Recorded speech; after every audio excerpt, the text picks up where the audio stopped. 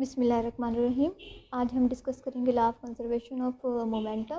Law of conservation of momentum को discuss करने से पहले मैं आपको इसके बेसिक स्पेलिंग की मीनिंग्स बता दूं कि कंजर्वेशन का बेसिक मीनिंग क्या होता है। यहाँ पे एज मेंशन है कंजर्वेशन। कंजर्वेशन बेसिकली ड्राइव हुआ है कंजर्व्ड से, और कंजर्व्ड का मतलब आता है वो ऐसी वैल्यूज़ जो आपकी कांस्टेंट हो थ्रू आउट दिस सिस्टम। यानी कि अगर आप सपोज़ कर लो आपके पास कोई वैल्यू है, उसकी value before applying any force उसकी वैल्यू आ रही है 1, और आपने उसको उसके बाद उस पर फोर्स अप्लाई की, F अप्लाई की, और उसके बाद उसकी वैल्यू आ गई 2 न्यूटन आ गई। सपोज़ कर लो पहले 1 न्यूटन थी, तो फोर्स एक्सर्शन के बाद इसकी वैल्यू आ गई 1 न्यूटन आ गई। ठीक है, वंस अगेन 1 न्यूटन। ठीक है, तो इसका मतलब ये है कि यहाँ पे देखो कि इसकी जो सिस्टमेटिक वैल्यू थी ऑलरेडी 1 थी, और वो फोर्स अप्लाई करने के बाद रेस्ट पोजीशन पे आने के बाद भी इसकी वैल्यू क्या रही 1 है। तो इसका मतलब कि इन दोनों बोथ साइड पे इसकी वैल्यू चेंज नहीं हो रही। We can say that the total system remain conserved और their value have not been change. ठीक है, कंजर्वेशन का मतलब यहाँ पे ये है ना। अब इस टॉपिक को डिस्कस करने से पहले आपको एक सिस्टम का जो मेजर सिस्टम है उसका पता होना ज़रूरी है। उस सिस्टम को हम बेसिकली क्या कहते हैं, आइसोलेटेड सिस्टम का नाम देते हैं, आइसोलेटेड सिस्टम। ठीक है, वंस अगेन मैं यही कहूँगी कि आइसोलेटेड सिस्टम का मतलब होता है कि आइसोलेट कर देना, किसी चीज़ में किसी चीज़ को बंद कर देना। ठीक है, आइसोलेट का मतलब ये होता है कि उसकी जो पहले वैल्यू आ रही थी और उसकी जो बाद में वैल्यू है वो कांस्टेंट रहेगी, सेम रहेगी, या चेंज नहीं होगी, या वेरिएबल उसमें कोई भी वेरिएबल क्वांटिटी नहीं होगी। इसकी एक example with respect to physics के लिहाज से मैं दे सकती हूँ। डेफिनेशन आप कह लें कि total value of the physical quantities और पैरामीटर्स जस्ट लाइक आपकी एनर्जी आ जाए, ठीक है, या आपका मास आ जाए, या आपका लीनियर मोमेंटम आ जाए, वट एवर, उसकी जितनी भी वैल्यूज़ है वो क्या रहनी चाहिए, सेम रहनी चाहिए। यानी कि उसकी before and after exertion of force उसकी वैल्यूज़ में कोई चेंज नहीं आना चाहिए। इसकी एक बेस्ट एग्जांपल है कि अगर आपको ये क्वेश्चन पूछा जाए कि आइसोलेटेड सिस्टम को डिफ़ाइन करें और उसको with respect to their example define करें, तो आप एक एग्जाम्पल के लिहाज से आप क्या लोगे। यहाँ पे मैं क्लोज वॉल कंटेनर ले रही हूँ, ठीक है, और इसके अंदर मैंने क्या फिक्स करवा दिया है, गैस मालिक्यूल्स को एंटर करवा दिया है। ठीक है, गैस मालिक्यूल्स को एंटर करवाने के बाद मैंने इस वेज़ल के होल को या पॉइंट को इसको बंद करवा दिया है, किससे, एक टिप से। यानी कि इसलिए इसकी टिप से बंद करवाया कि कोई एक्सटर्नल फोर्स या कोई भी आप कह लो कि यहाँ से जो गैस मालिक्यूल की जो जितनी मालिक्यूल्स के वेपर्स हैं वो बाहर मूव ना कर सकें या बाहर के अंदर ना आ सकें। इस तरह से मैंने इसको बंद करवा दिया। अब यहाँ पे देखो इस होल कंटेनर में बेसिक फिनोमेना क्या है समझाने का, फोर्स, एक्सटर्नल फोर्स का बेसिक फिनोमेना है कि यहाँ से देखो इसमें तो मैंने एज इट इज़ क्या किया, सारे मालिक्यूल्स को फिक्स करवा दिया, लेकिन कोई भी एक्सटर्नल फोर्स ऐसी है जो इसके ऊपर इम्प्लीमेंट नहीं हो रही है। नॉर्मल हमें सारी चीज़ नज़र आ रही है, तो no implementation of any external force leads to the phenomena of an isolated system. ये पूरा होल फिनोमेना हमें क्या डिफ़ाइन करेगा, आइसोलेटेड सिस्टम को डिफ़ाइन करेगा। ओके, ये आपका आइसोलेटेड सिस्टम है। Now move towards the law of conservation of linear momentum. Law of conservation of linear momentum को डिफ़ाइन अगर हम सिंपलर वर्ड में किया जाए तो मैं ये कह सकती हूँ, law of conservation of linear momentum basically total linear momentum of an isolated system which remain conserved. Once again यहाँ पे एक पॉइंट ऐसा आया है जिसमें ये कहा जा रहा है कि विच रिमेन कंजर्व्ड, मतलब कि अगर उसकी value before exertion of force की वैल्यू अगर 1 है तो आफ्टर एक्सर्शन ऑफ फोर्स की वैल्यू क्या होगी, वो भी 1 होगी after some interval of time के। अब यहाँ पे मैं सपोज करती हूँ मेरे पास एक मूविंग एक बॉडी है, सपोज कर लो ये मेरे पास एक बॉडी है, इसका मैंने नाम रख दिया है मास m1, और ये मूव कर रही है with respect to their velocity v1 के लिहाज से। सेकेंडली फिर मैंने एक और बॉडी ली और इसका मास और इसका नाम मैंने रख दिया है m2 मास, और फिर सिमिलरली मैंने इसको कहा कि इसकी जो वेलोसिटी है वो v2 है।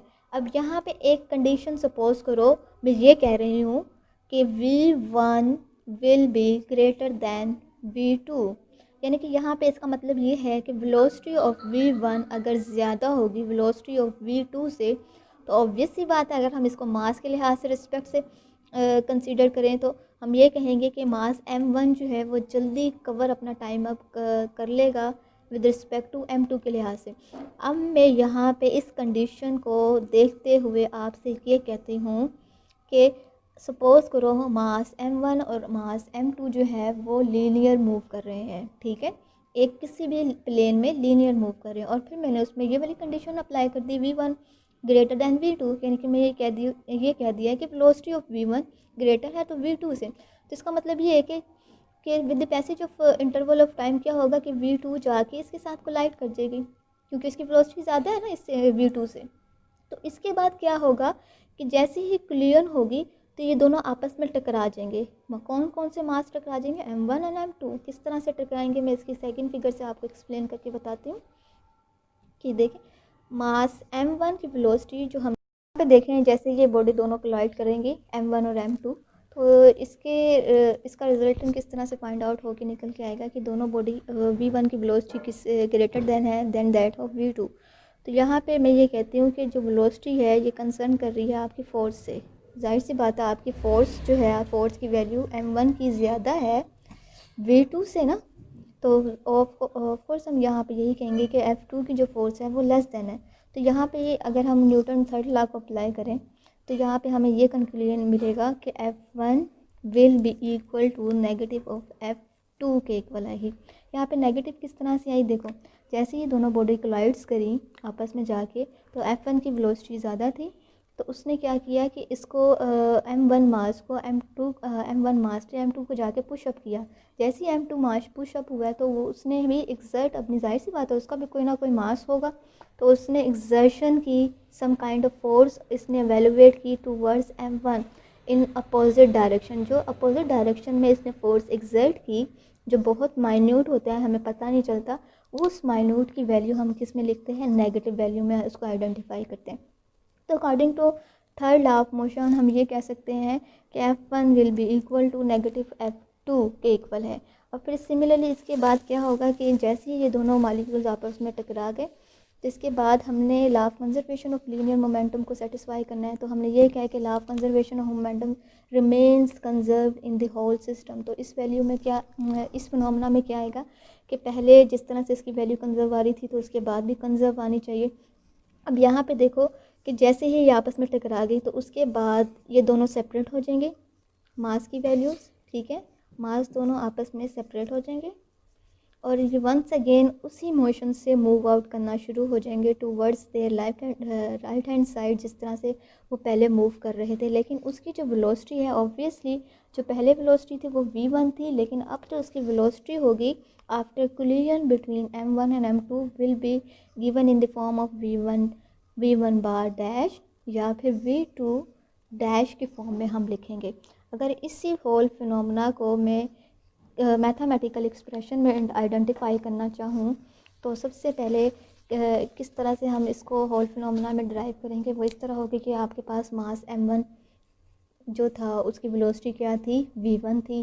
फिर मैंने कहा कि जो मास M1 की वेलोसिटी थी वो V1 की वेलोसिटी, और वो वेलोसिटी इक्वल होनी चाहिए थी किसके, वेलोसिटी ऑफ V2 के, और V2 किसके इक्वल था, मास M2 के इक्वल था। यानी कि ये कंडीशन हमारे पास फर्स्टली सेटिस्फाई हो गई। अब हमने क्या करना है, इस कंडीशन को हमने with respect to their change in momentum के लिहाज से सेटिस्फाई करना है। जो मैंने आपको कहा कि वेलोसिटी V1 जो आफ्टर कोलिजन के बाद इसकी वेलोसिटी जो चेंज हुई थी वो किसके इक्वल आ रही थी, V1 बार के इक्वल आ रही थी। अब यहाँ पे देखो कि अगर हमने सपोज़ करो मास M1 के लिए मोमेंटम निकालना है, तो वो मैं किस तरह से निकालूंगी, ये हमें मोमेंटम का बेसिक फार्मूला पता है, एफ क्रॉस टी। और यहाँ पे चेंज इन मोमेंटम किसके इक्वल था, डैश की सूरत में आ रहा था, यहाँ पे वी डैश की सूरत में आ रहा था, तो इसलिए हमने फोर्स को भी डैश की कंडीशन में लिख दिया। सिमिलरली यहाँ पे जो मास की वैल्यू थी बिफोर एंड आफ्टर वो किसके इक्वल थी, M1 will be equal to M1 dash minus m1v1 dash. यहाँ पे हमें पता है कि किसी भी डिस्टेंस किसी भी फार्मूले में डिस्टेंस निकालना हो तो आपको आइडिया है कि हम क्या करते हैं, फाइनल वैल्यू माइनस क्या करते हैं, फर्स्ट वैल्यू को आपस में माइनस कर देते हैं। बेसिक फिनोमेना यहाँ पे अप्लाई हो और इसकी वैल्यू आ गई। इसी तरह आप क्या करोगे, मास m2 के लिए करोगे, मास m2 के लिए, और मास m2 के लिए भी इसी तरह सॉर्ट आउट होगा। वो किस तरह से होगा मैं बताती हूँ कि मास m2 की वैल्यू जो पहले रेस्ट पर थी, m2 की वैल्यू F क्रॉस T, यानी कि रेस्ट की वैल्यू उस पर कोई फोर्स अप्लाई नहीं हुई थी। जैसे ही वो m1 के साथ टकराई फिर उस पर फोर्स अप्लाई हुई तो उसकी initial value in the form of f है, नॉट f डैश। ठीक है, तो उसकी जो सेकंड वैल्यू है वो क्या हो गई, m2v2 डैश माइनस m2/v2। ये वंस अगेन वही सीक्वेंस है जो मैंने बताया, final value minus initial value. तो इस तरह से वैल्यूएट करके निकाल लो। लास्ट में इसके बाद हमने क्या करना है कि इन दोनों वैल्यूज़ को, कौन कौन सी, m1 की वैल्यूज़ को और m2 की वैल्यूज़ को, और ये कौन सी वैल्यूज़ कहाँ से निकली है, ये बेसिकली लीनियर मोमेंटम या चेंज इन मोमेंटम है जो हमने फाइंड आउट किया है with respect to their mass m1 and m2। इन दोनों को कंबाइन कर देंगे, यानी कि मैं ये कहूँगी लीनियर मोमेंटम आप इसको कंबाइन करके लिख दो तो ये किस तरह से इक्वल करके आ जाएंगी, F cross T plus F dash cross T will be equal to m2v2 dash, यहाँ पे आएगा m2v2 डैश माइनस m2v2 के इक्वल आ जाएगा। और इसको दूसरी वैल्यू इसकी ऐड करेंगे तो वो किसके इक्वल आएगी, m1v1 डैश माइनस m1v1 के इक्वल आ जाएगी। अब यहाँ पे देखो कौन सी चीज़ कांस्टेंट हमें मिल रही है, t मिल रही है। ठीक है, t क्या हमारा सेम है तो इसको हम क्या कर लेंगे, फिक्स कर लेंगे या एक साइड पे लिख लेंगे कांस्टेंट करके। तो बाकी की कौन सी वैल्यू आएगी, प्लस f और f डैश की वैल्यू आ जाएगी। तो इसको आप इस तरह से लिख लो और सिमिलरली ये सारी इक्वेशन आप एज इट इज़ लिख सकते हो। तो यहाँ पे अब देखो, यहाँ पे फोर्स F1 और F2 है। अभी मैंने क्वेश्चन के स्टार्ट ही में आपको बताया कि F1 और F2 basically law of conservation of linear momentum में थर्ड मोशन की Newton motion of third equation को सेटिस्फाई कर रहा है। और वो किस तरह से मैंने राइट डाउन करके बताया था, F is equal to F1 will be equal to minus F2, यानी कि मैं ये बताया था कि फोर्स जो मास m1 पे प्रेशराइज हो रही है वो उसके फोर्स के अपोजिट डायरेक्शन के इक्वल है due to its negative sign.